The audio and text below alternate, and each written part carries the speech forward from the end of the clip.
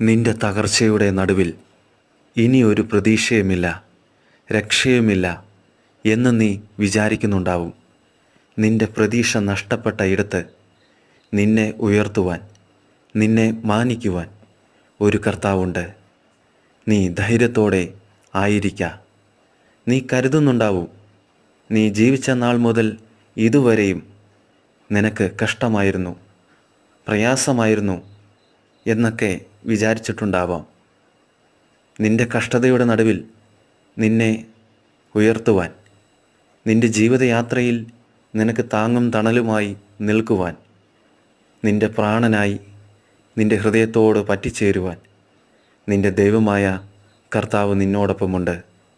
നീ ഭാരപ്പെടണ്ട, പ്രയാസപ്പെടണ്ട. നിന്നെ വഴി നടത്തുവാൻ, നിന്നെ ഉയർത്തുവാൻ നിന്റെ ദൈവപിതാവുണ്ട്.